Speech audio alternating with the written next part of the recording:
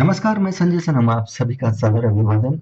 दोस्तों, कल उत्तर प्रदेश की कमान योगी जी ने हाथ में विधिवत शपथ लेकर के ले ली और कल के माहौल में मुलायम सिंह जी, अखिलेश जी की उपस्थिति भी रही और बड़ी गर्मजोशी के साथ रही। ये एक अच्छा माहौल जिसकी तारीफ की जानी चाहिए। और मुलायम सिंह जी मोदी जी के कान में बुदबुदाते हुए भी नजर आए। हो सकता है कोई ऐसी बात रही होगी जो वो उनको ही कहना चाहते होंगे और कोई ना सुन ले। हो सकता है मिलने की ख्वाहिश, कुछ राजनीतिक बात, क्योंकि जो उनकी पार्टी के हालात हैं और जो जिस तरह से घर परिवार की जंग है, जो व्यक्ति हमेशा पावर में रहा हो और अब अगर उसके पास कुछ न रहे तो जवानी तो क्या, बुढ़ापा भी फिर बहुत तकलीफदेह हो जाता है। हो सकता है कि कुछ साथ चाहा होगा, कहा होगा कि थोड़ी सी तू मुझे लिफ्ट करा दे, मुझे भी कहीं शिफ्ट करा दे। मुझे नहीं मालूम, लेकिन जो कान में जिस तरह से बात हुई है उसके मायने तो हम लोग निकाल सकते हैं, वो अधिकार है हमको। मायावती जी कल नहीं आई और मायावती जी ने कहा कि आ, मैंने इसका बहिष्कार किया क्योंकि ये ब्राह्मण और दलित वर्ग के खिलाफ काम हुआ है। भारतीय जनता पार्टी का जिस तरह से योगी जी की नियुक्ति हुई है, क्षत्रिय की नियुक्ति हुई है, मुझे नहीं मालूम ये लोग इतनी मार खाने के बाद में भी जाति की बात करना क्यों नहीं बोलते। आपको बताऊं, मायावती जी 2007 में इनके पास 206 विधानसभा की सीटें थी और अब 2017 में इनके पास 19 रह गई है। अब आप इसे क्या कहेंगे कि हमारे यहाँ एक बात कही जाती है कि जब आप गिर जाओ तो आप गिरने के परिणाम खोजो। क्या वजह रही है, किस वजह से आप गिरे हो। लेकिन 207 से 19 तक ये आ गए, लेकिन अभी तक ये नहीं सोच रहे हैं कि ये जाति की राजनीति, ये जाति का वोट बैंक, ये तुष्टिकरण की राजनीति अब वक्त बदल गया है, अब नहीं चलने वाली। अब आप काम की बात कीजिए, जनता के सामने ठोस बात कीजिए और उसका परिणाम दिखाइए। जनता तब आपको चुनेगी।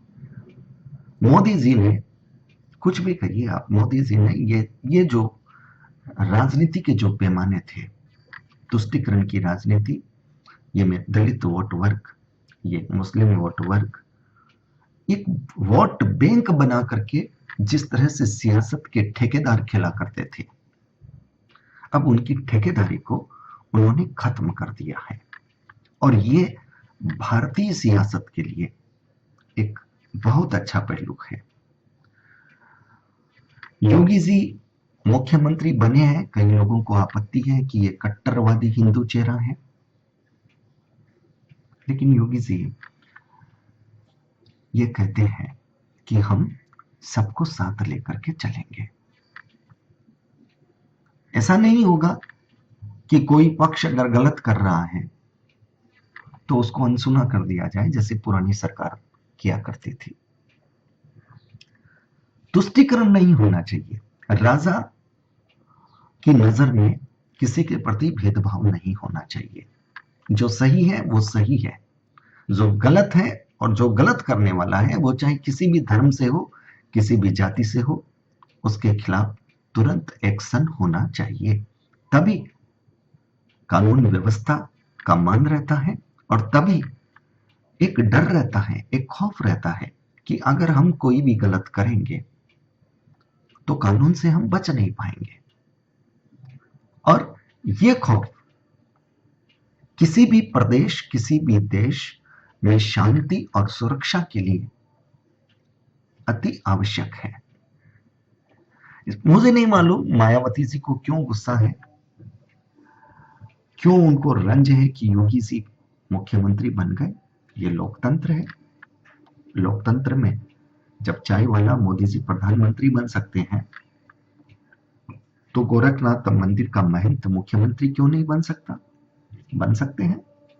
ये उनका अपने पूर्व जन्म के, उनके प्रारब्ध के अच्छे कर्म हैं, जो उनको सत्ता के ताज तक लाए हैं। और अगर वो अच्छा करेंगे तो ये सत्ता और आगे उन ऊंचाइयों तक ले जा सकती है। ये प्रतिस्पर्धा इस तरह की नहीं होनी चाहिए। आपके साथ चुनावी जंग में जो आगे गया है उसकी कुछ खूबियां रही होगी, कुछ काबिलियत रही होगी, कुछ उसके ऐसे मुकाम बने होंगे। मुकद्दर तो हर एक का चलता ही है, वो तो साथ रहता ही है। वो अगर जीता है तो किस तरह से अखिलेश जी और मुलायम जी ने आकर के उनको बधाई दी, ये शालीनता है। मैं समाजवादियों को इस बात के लिए बधाई देता हूं। ये होना चाहिए। मायावती जी ने बहिष्कार किया, ये ये हीन भावना है। ये कोई अच्छी बात नहीं है। इससे मायावती जी का कद बढ़ा नहीं है, मायावती जी का कद और कम हुआ है। और हीन भावना जिसके मन में रहती है वो कभी उच्च विचार नहीं रख सकता, और जिसके पास विचार अच्छे नहीं है, उच्च नहीं है, वो कोई अच्छा काम नहीं कर सकता। इसलिए मायावती जी को सबसे पहले अपनी इस संकीर्ण सोच से बाहर आना चाहिए। वो हिंदू है, वो ब्राह्मण है, वो दलित है, वो मुस्लिम है, वो क्षत्रिय है, क्या है ये सब। अब सियासत इस तरह के खेमों से नहीं चलेगी।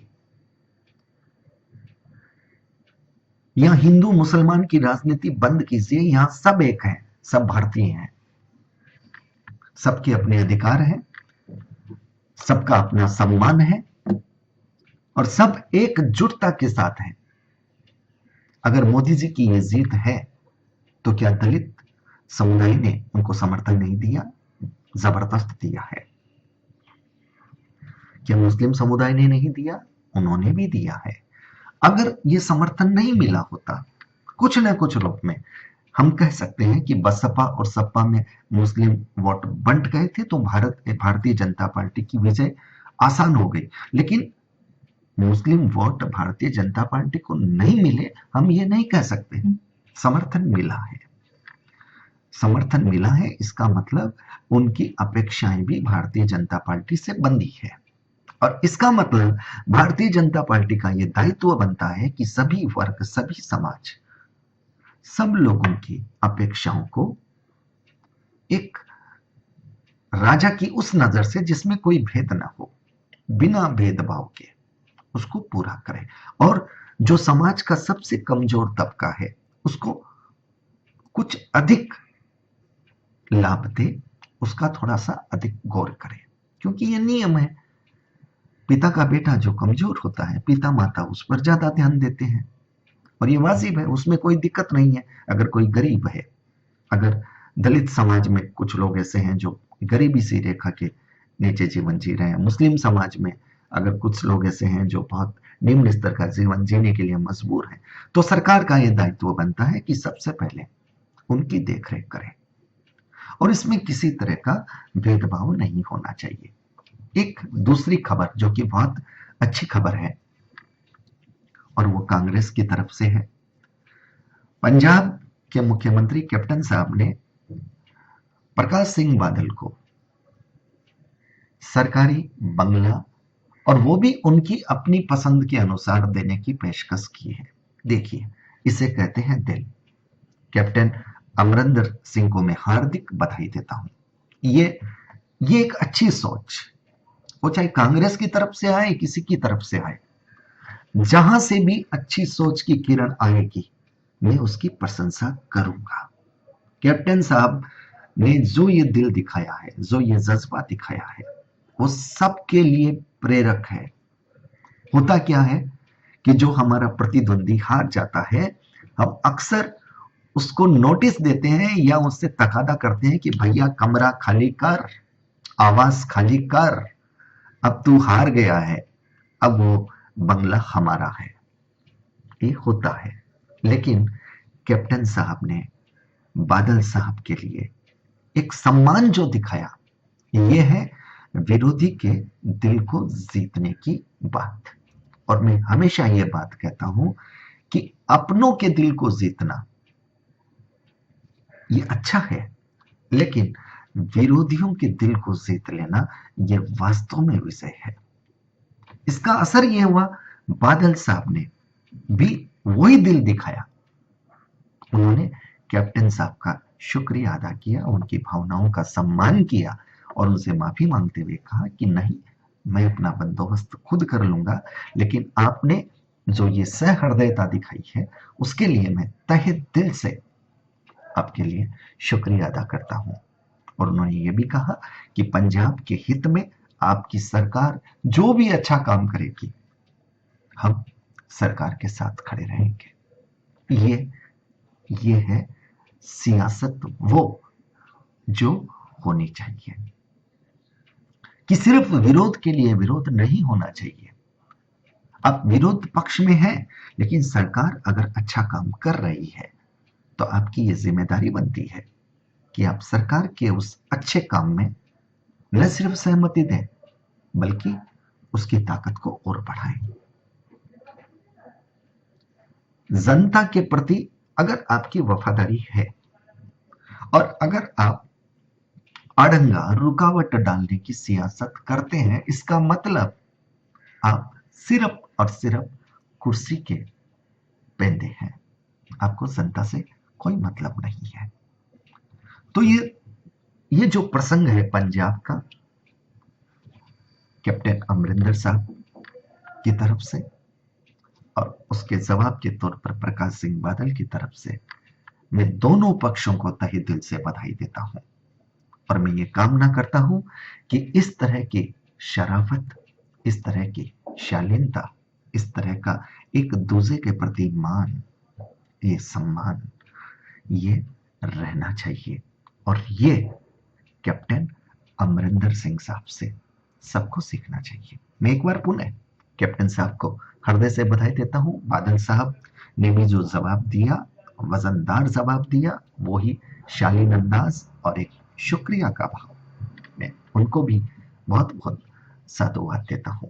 और मैं ये कामना करता हूं कि सियासत में वैचारिक भिन्नता हो सकती है, लेकिन उसूलों के मंच पर, शालीनता की संस्कृति के मंच पर सब एक साथ खड़े रहें। ये प्रेम, सद्भाव, सम्मान रहना चाहिए। हमारे यहाँ एक बात कही जाती है कि आप जो देते हैं, आपके पास लौट कर वो ही आता है। आप अगर दूसरे को मान दोगे तो आपके पास वो सम्मान के रूप में कन्वर्ट होकर के आएगा, आपके पास वो स्नेह और प्यार के रूप में आएगा। और अगर आप तंज कसोगे तो जिस पर लगेगा वो भी फिर वो ही देगा आपको। ये प्रसाद है, जो दोगे वो मिलेगा, ये कुदरत का नियम है। पुनः पुनः बधाई, शुभकामनाएं।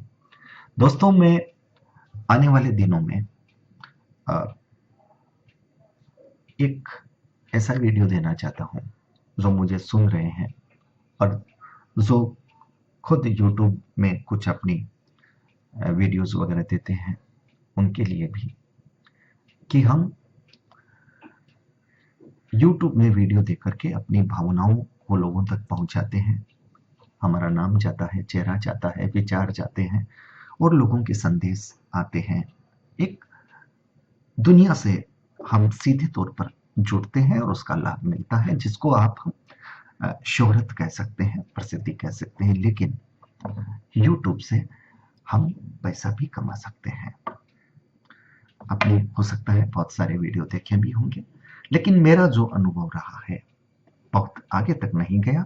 लेकिन मैं चाहता हूं कि जो मुझे सुन रहे हैं, अगर उनके पास कंटेंट है, अलग अलग क्षेत्र के लोग हैं, अलग अलग क्षेत्र में उनकी अपनी स्पेशलिटी है, वो इसको कन्वर्ट कर सकते हैं। ये मंच है आपके लिए। इस मंच पर आप अपनी प्रतिभा लोगों तक पहुंचा सकते हैं और उसके आधार पर आप कितने लोगों तक पहुंचते हैं, कैसे पहुंचते हैं, उस पर YouTube से आप कमा सकते हैं। ये वीडियो में हो सकेगा आज शाम को, नहीं तो कल तक एक छोटा वीडियो जो मेरा अनुभव है आप तक पहुंचाने की कोशिश करूंगा। सुनिएगा, समझिएगा, और अगर आपको लगे कि आप इसमें आ सकते हैं तो आइएगा। मुझे खुशी होती है कि जब किसी को कोई राह बता दी जाए और किसी की प्रतिभा अगर उस मुकाम तक चली जाए तो कम से कम वो व्यक्ति दुआओं में हमें याद रखता है कि उस व्यक्ति ने ये चीज बताई थी, उसको सुनकर के हमने वो राह पकड़ी। अब देखिए, मिलता सबको अपनी तकदीर का है, लेकिन हम लोगों के बीच में एक मानसिक संकीर्णता रहती है कि हम जो कर रहे हैं हम करें, दूसरे को न बताएं, वो कमा लेगा। ये संकीर्णता गलत है। और जो संकीर्णता नहीं रखते, जो विचार को विस्तृत रखते हैं, वो ईश्वर की दी हुई बुद्धि को जमाने तक पहुंचाते हैं। और लोग जो बढ़ते हैं वो उनको फिर कभी भूलते नहीं हैं, उनको हमेशा याद रखते हैं। मैं इसीलिए चाहता हूं कि मेरे पास जो भी जानकारी है मैं आपसे शेयर करूं, मैं आपको बताऊं। और वाकई आपको बहुत सारे ऐसे वीडियो मिल जाएंगे जो बहुत अच्छे अच्छे विशेषज्ञों के बनाए हुए हैं। मैं सहज सरल भाषा में अपना अनुभव आप तक कहूंगा, आप उसको देखिएगा। आपको लगे आप कर सकते हैं, कीजिएगा, मुझे अच्छा लगेगा। अगर मुझे सुनने के बाद में कोई व्यक्ति इस क्षेत्र में आता है, आगे बढ़ता है, मुझे अच्छा लगेगा। उसकी दुआएं मेरी राह को भी आसान करेगी। मैं मानता हूं दुआ जिंदगी में दवा का काम करती है, इसलिए अपनी दुआओं में रखिएगा, अपने स्नेह और प्यार के उस मंडल, आभा मंडल में रखिएगा। और अगर अब तक आपने मेरा चैनल सब्सक्राइब नहीं किया है तो कर लीजिएगा, क्योंकि अगर आप वो चैनल सब्सक्राइब कर लेते हैं और वहां पर एक बेल दिखती है, उस बेल का बटन भी आप दबा देते हैं, तो फिर मेरा हर वीडियो अपने आप स्वतः आपके दिल के दरवाजे पर दस्तक दे देगा और फिर हम और आप मिल लेंगे, मुलाकात हो जाएगी। इन्हीं शुभकामनाओं के साथ नमस्कार, आभार। मिलते हैं बहुत जल्द उस नए वीडियो के साथ। धन्यवाद।